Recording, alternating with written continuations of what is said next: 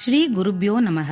இன்றைய தினம் மகாபிரியவா அருளிய தெய்வத்தின் குரல் முதல் பாகத்தில் உள்ள அழுக்கு நீங்க வழி என்கிற அத்தியாயத்தை பார்க்கலாம்.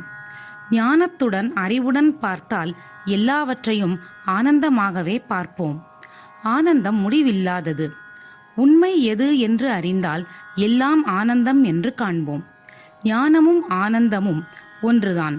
உபனிஷத்தில் ஆனந்தம், ஞானம், பிரம்மம், ஆத்மா இவை எல்லாம் ஒன்று என்று சொல்லி இருக்கிறது. நம் சித்தத்தில் அழுக்கு இருப்பதாலும் ஒருமைப்பாடு இல்லாததாலும் தான் நமக்கு பார்க்கும் பொருள்கள் எல்லாவற்றிலும் பேதம் தெரிகிறது. மனம் என்னும் கண்ணாடி ஆடிக்கொண்டே இருந்தால் அதில் தெரியும் பிரதிபிம்பம் யதார்த்தமாக இல்லாமல் விரூபமாக தெரியும். ஆட்டத்துடன் அந்த கண்ணாடியில் அழுக்கும் இருந்தால் அந்த பிம்பத்தில் யதார்த்த பாவம் கொஞ்சம் கூட இருக்காது.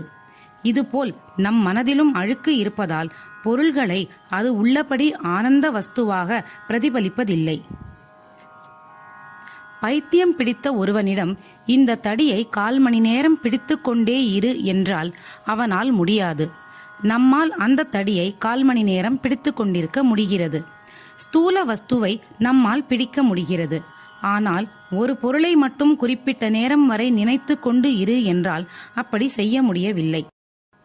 சித்தம் மறுகணமே ஆயிரக்கணக்கான எண்ணங்களை சினிமா படங்கள் ஓடுவது போல் ஓட்டமாக ஓடியபடி நினைக்கிறது.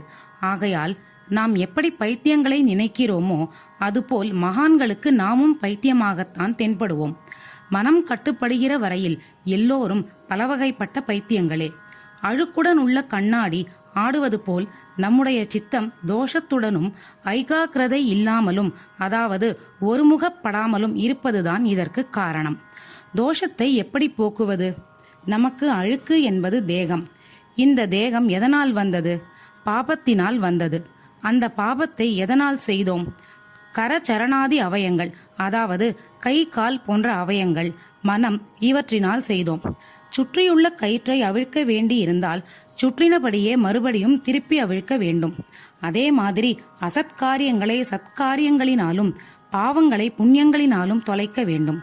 கரச்சரணாதி அவயங்கள், மனம் இவற்றினால் செய்த பாவங்களை இந்த அவயங்களினாலேயே தொலைக்க வேண்டும்.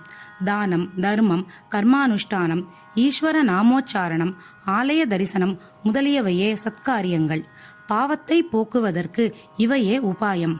இவற்றால் பாபத்தை போக்கிக் கொண்டு பிறகு ஞான மார்க்கத்தில் ஈடுபட்டு எல்லையில்லாத ஞானமாக ஆனந்தமாக ஆக வேண்டும்.